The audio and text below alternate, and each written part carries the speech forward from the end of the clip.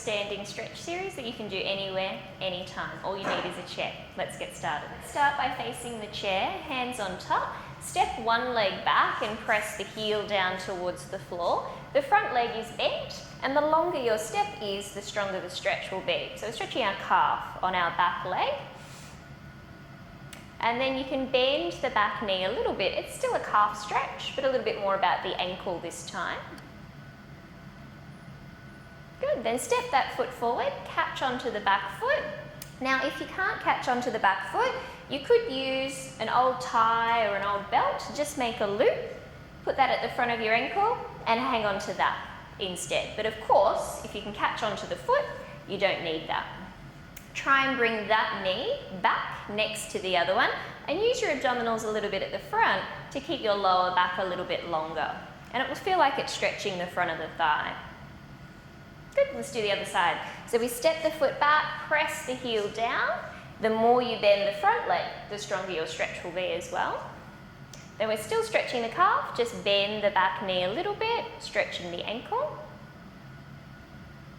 And then step forward, pick up that back foot, knees together, heel to hip, a little bit of abdominals at the front. Good, then we'll turn side on to the chair. The leg that's furthest away from the chair goes behind. Then we reach the arm over for a side stretch. Now if you bend your front leg, you can press your hip to the side more. Remember to reach through the arm as well to stretch the whole way along the side. Maybe turn that hip in a little bit, round a little bit to make it a little bit more of a lower back stretch. If you're hanging onto something really sturdy, you can really hang. Okay, let's do the other side. So outside leg goes behind, reach up and over, bending the front leg, pressing through the hip, reaching through the arm to stretch the lower back on the side.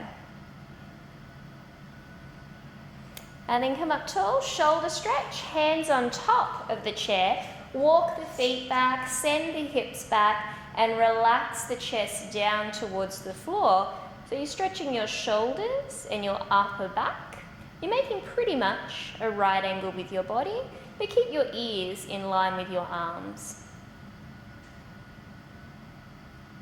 And then walk the feet in. Let's come around into a seated position on the chair. Good, and we put one ankle on top of the knee. Let that knee relax down as much as you can and fold forward to stretch the hip on that top leg. It's okay that the back's a little bit round, your lower back will stretch as well. And changing sides. If you can, flex your foot, that's where your toes pull back towards your shin and you're pressing out through your heel.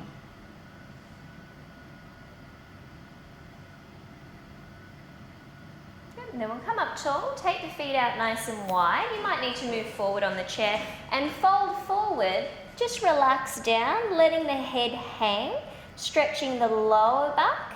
And if you let your elbows bend, the weight of the upper body hang, you'll get a nice neck stretch as well, just from the weight.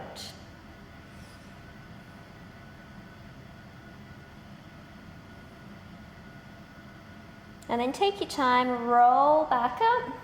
Then we'll move forward close to the front edge of the chair, reach back, hang on to the sides of the chair. Of course, don't fall off the chair, you're just sitting close to the front. Squeeze the shoulder blades together so you're creating creases on the upper back to stretch chest and shoulders across the front. Eventually, you might be able to do this just interlocking the fingers, but you might need to use the chair initially.